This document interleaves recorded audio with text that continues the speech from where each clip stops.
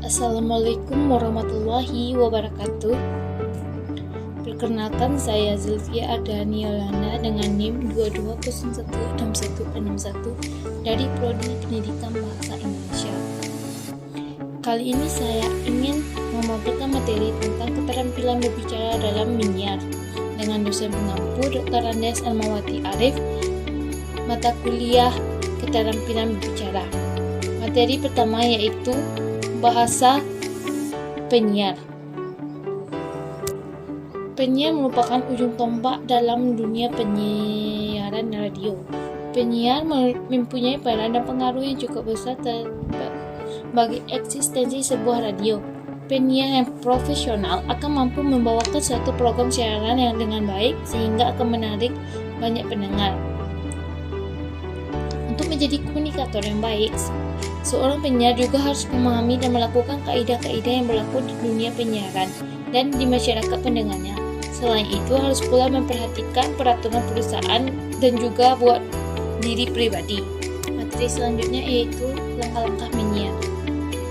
Membaca berita adalah menyampaikan sebuah berita atau informasi dengan cara membaca teks berita dengan intonasi, lafal, dan sikap yang benar.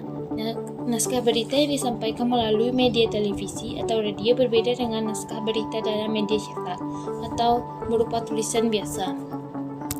Langkah yang harus dilakukan dalam menulis berita akurat yaitu pertama, menemukan peristiwa atau kejadian sebagai bahan berita.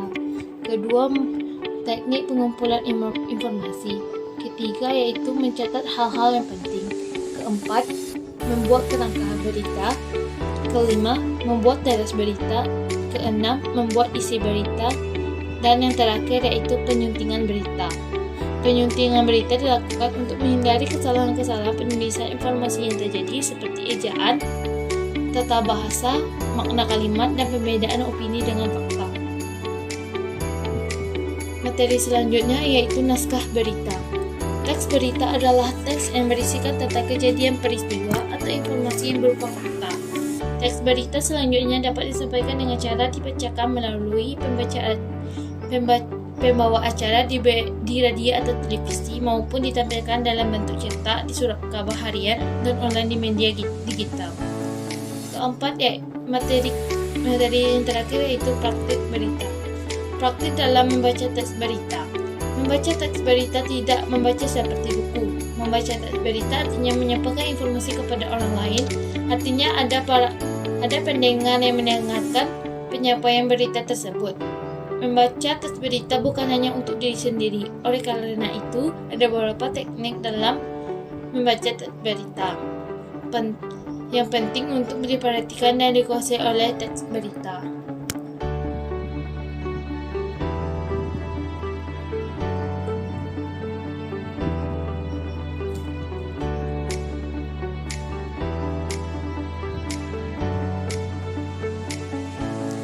Pemaparan materi di atas dapat disimpulkan bahwa keterampilan berbahasa sangat berperan untuk kelancaran tugas presenter penyaji berita pada lembaga penyiaran televisi.